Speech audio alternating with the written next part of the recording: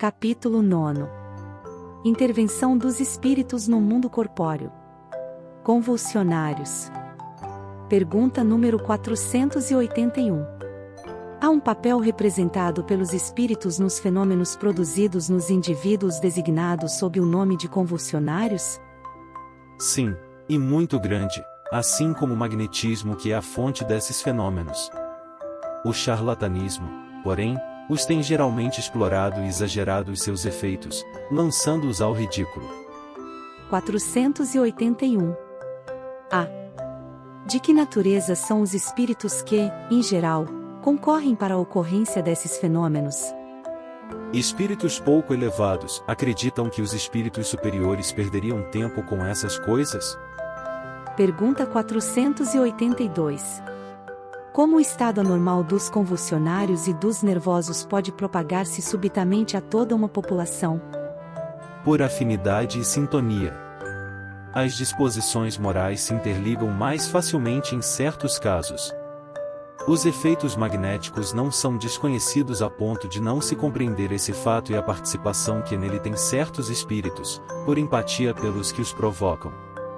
Entre as faculdades estranhas que se nota nos convulsionários, reconhecemos, sem dúvida, algumas em que o sonambulismo e o magnetismo oferecem numerosos exemplos.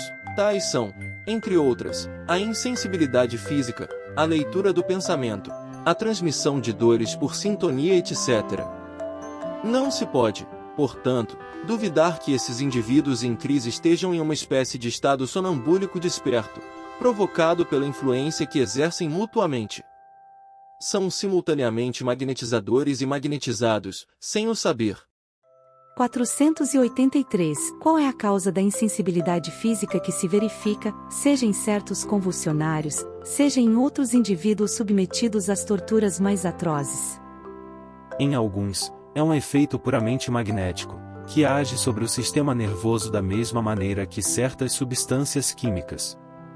Noutros, a exaltação do pensamento embota a sensibilidade, aparentando que a vida desligou-se do corpo, transportando-se para o espírito. Não sabem que, quando o espírito se acha vivamente preocupado com uma coisa, o corpo não sente, não ouve e não vê.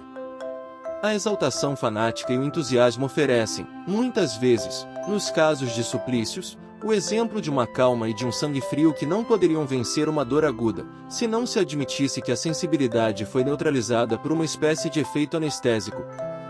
Sabe-se que, no calor do combate, muitas vezes não se percebe um ferimento grave, enquanto que, em circunstâncias comuns, um arranhão provocaria tremores. Visto que esses fenômenos dependem de uma causa física e da ação de certos espíritos, pode-se perguntar como, em certos casos, a autoridade pode fazê-lo cessar. A razão é simples. A ação dos espíritos é aqui secundária, pois tão somente aproveitam uma disposição natural. A autoridade não suprimiu essa disposição, mas a causa que a entretinha e a exaltava. De ativa, tornou-se latente e tem razão de agir assim, porque o fato resultaria em abuso e escândalo. Sabemos, de resto, que essa intervenção é importante quando a ação dos espíritos é direta e espontânea.